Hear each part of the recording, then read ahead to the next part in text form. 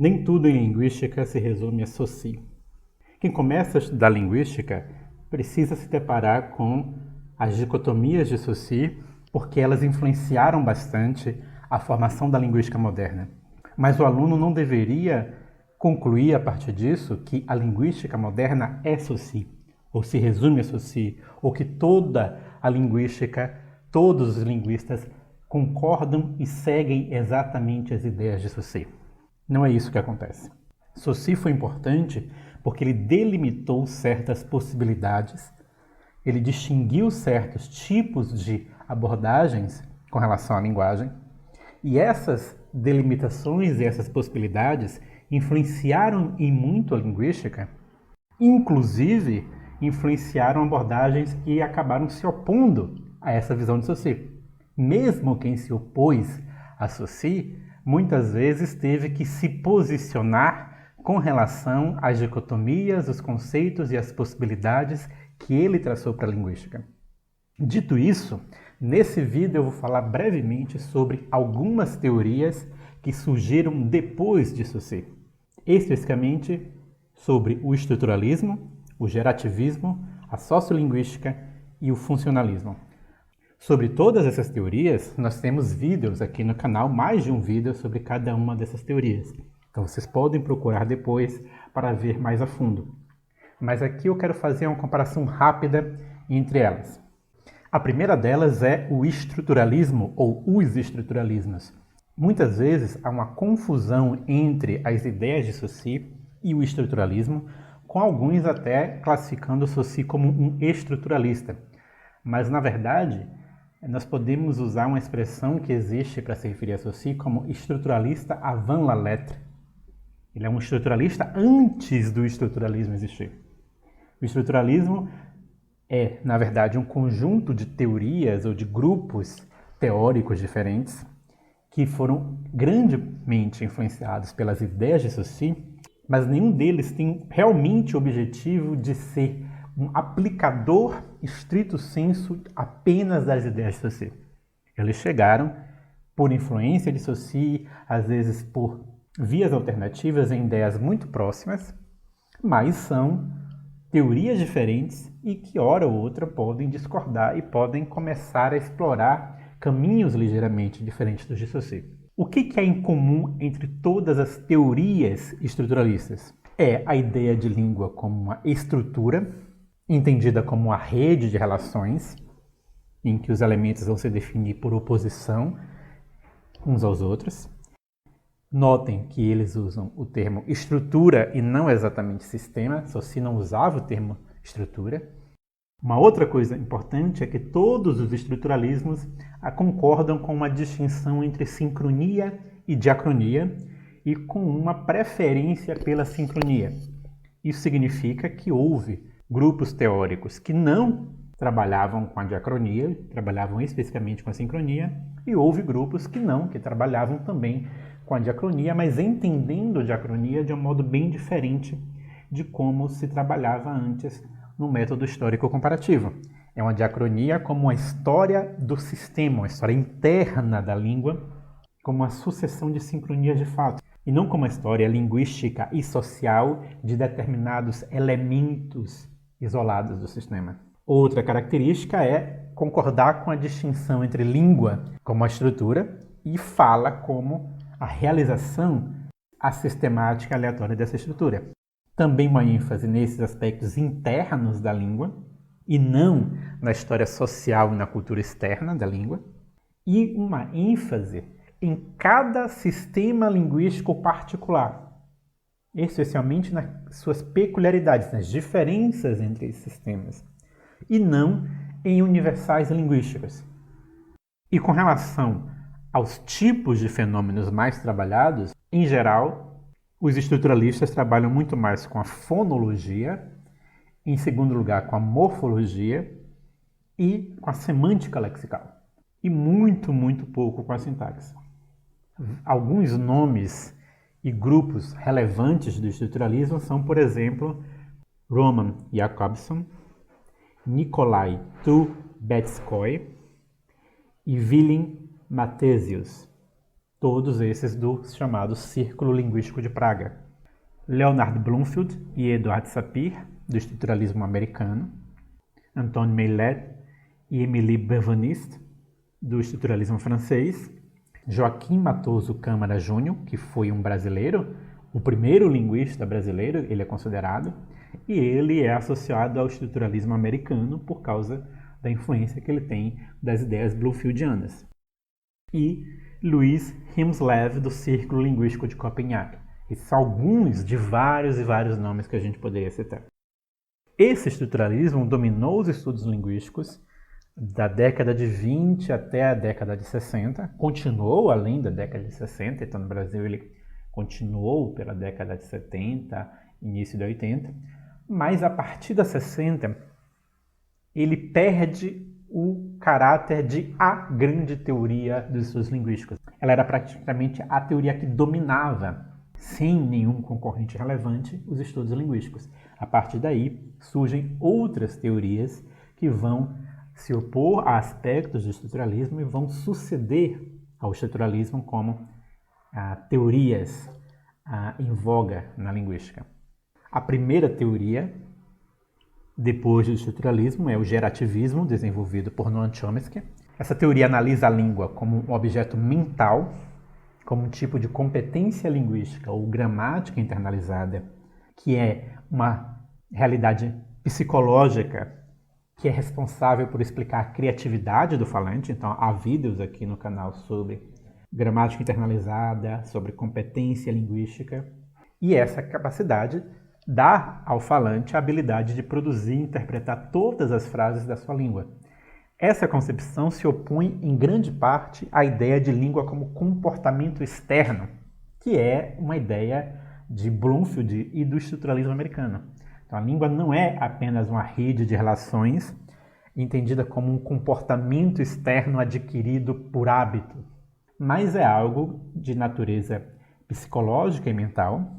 E essa natureza psicológica e mental, esse conhecimento psicológico e mental, é em parte fruto de uma capacidade inata, de uma capacidade determinada geneticamente, que os gerativistas chamam de gramática universal. Então aqui no gerativismo o foco é muito mais numa perspectiva comparativista entre línguas diferentes, procurando explicar o que há de universal entre as línguas. O pressuposto é que as línguas são muito mais parecidas do que se pode pensar à primeira vista. E, claro, explicar também as diferenças, né? Como é que as diferenças podem ser previstas e talvez sejam muito menores do que o esperado.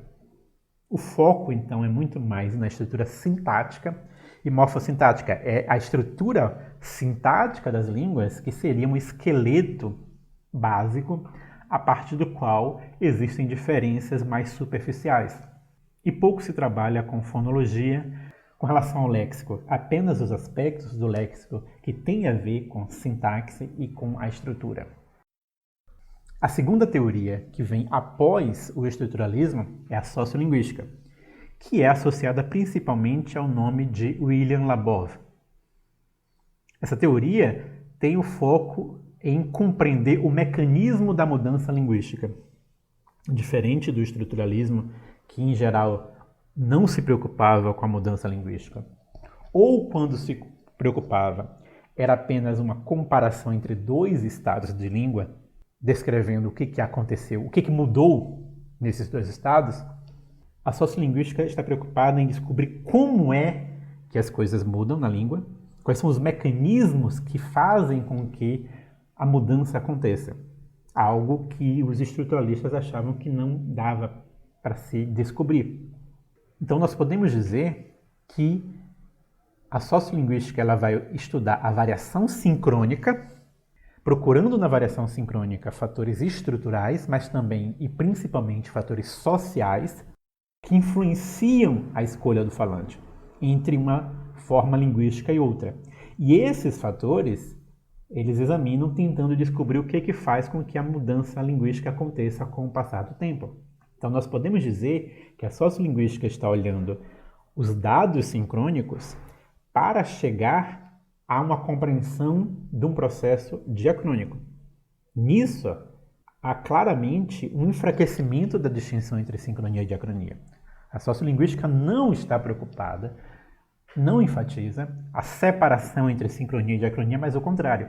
O fato de que dentro da sincronia existem aspectos da diacronia. Por exemplo, em toda sincronia há falantes de diferentes faixas etárias.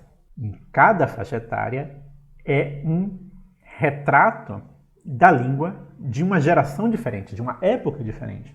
Então, em toda a sincronia convivem aspectos diacrônicos diferentes. O objeto de estudo da sociolinguística é o vernáculo, entendida como a fala com menor grau de monitoramento.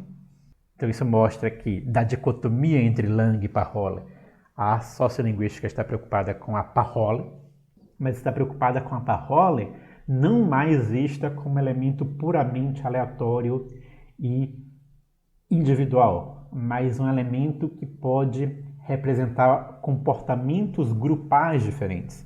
Então, dentro de uma sociedade, nós começamos a poder perceber como escolarizados podem tender a falar de uma determinada maneira diferente de não escolarizados. Homens podem tender a falar, usar determinadas formas com maior frequência ou com menor frequência em relação às mulheres. Mas os mais velhos podem usar determinadas formas com maior ou menor frequência do que os mais novos. Então, não é um social no sentido saussuriano de coletivo que é compartilhado por toda a coletividade, mas com tendências de grupos sociais diferentes dentro da sociedade. Assim, a sociolinguística assume uma visão do sistema linguístico como algo intrinsecamente heterogêneo e não homogêneo. E outros nomes para essa teoria são sociolinguística variacionista, sociolinguística quantitativa e teoria da variação. O foco maior é na variação fonética, não é na fonologia, é na variação fonética mesmo, e também na variação sintática. A terceira grande teoria a suceder o estruturalismo, a última que nós vamos falar nesse vídeo, mas não é a última de todas as que existem, é o funcionalismo. E com relação ao funcionalismo, é sempre bom fazer a ressalva de que no auge do estruturalismo, funcionalismo era um termo que era usado para uma das correntes estruturalistas. Então se dizia que o Círculo Linguístico de Praga era o estruturalismo funcional ou o funcionalismo estrutural. Só que hoje o termo funcionalismo não se refere a uma teoria estruturalista, se refere a uma outra teoria, ou na verdade a várias teorias diferentes, que foram até parcialmente influenciadas por algumas ideias do Círculo Linguístico de Praga, mas adotam uma visão completamente diferente dos princípios básicos do estruturalismo. Então eles rejeitam completamente a separação entre sincronia e diacronia e também rejeitam a separação entre língua e fala, entre sistema e fala. Eles têm um foco na análise da língua como um meio de interação social, ou seja, o foco é no uso da língua, tentando descrever um tipo de competência comunicativa, de uma competência para usar a língua em situações reais de comunicação. Há vídeos aqui no canal sobre o funcionalismo e sobre competência comunicativa. E uma ideia básica é que a fala é prioritária em relação à língua, inclusive cronologicamente. A ideia é que os usos linguísticos é que com o tempo vão se consolidando e vão criando a impressão de uma estrutura linguística. E a estrutura linguística ela é criada, na verdade, pelo uso. A abordagem temporal é uma abordagem pancrônica, ou seja, não há uma separação explícita entre sincronia e diacronia. Há o pressuposto de que fatos sincrônicos podem ser muito mais bem explicados a partir de análises diacrônicas, então fatos diacrônicos podem explicar características sincrônicas muito melhor do que uma abordagem puramente sincrônica. O foco é muito mais na sintaxe, na morfossintaxe, do que na fonologia, por exemplo, mas dentro de uma visão não de descrever as relações sintáticas em si, mas de entender essas relações morfossintáticas à luz de motivações pragmáticas, de motivações comunicacionais. Então, nessa abordagem, existe uma busca por universais linguísticos, por a explicação de universais linguísticos, mas diferente do gerativismo.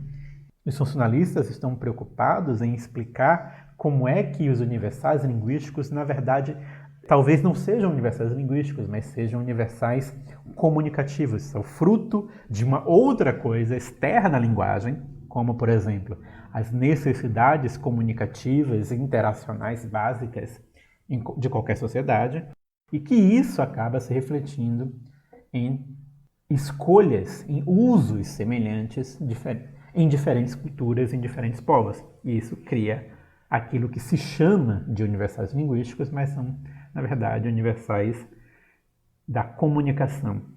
Essas são as 4 grandes teorias que surgem depois de Saussure, algumas seguindo as ideias de Saussure, outras rejeitando explicitamente as ideias de Saussure. Elas não são as únicas, então existem também a linguística textual, que trabalha com o texto, mas o texto não entendido como texto escrito, mas como sequências linguísticas maiores do que frases, sejam escritas ou orais.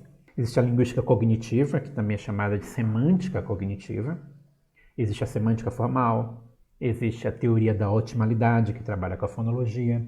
Existe a análise do discurso, que muitos até não consideram que seria uma teoria linguística, mas pode ser vista como uma outra área, como uma outra ciência diferente da linguística, por exemplo. Então, esse vídeo é apenas para mostrar esse panorama de que a linguística não é apenas Saussure. Saussure teve uma influência de estabelecer certas possibilidades,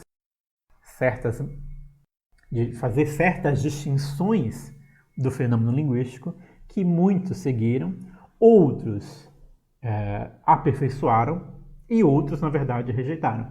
Essa é a influência e a importância que Saussure tem na história dos estudos linguísticos. E a gente fica por aqui. Até a próxima. Deus abençoe vocês. E procurem vídeos específicos no canal sobre estruturalismo, gerativismo, funcionalismo e sociolinguística para saber mais sobre essas teorias.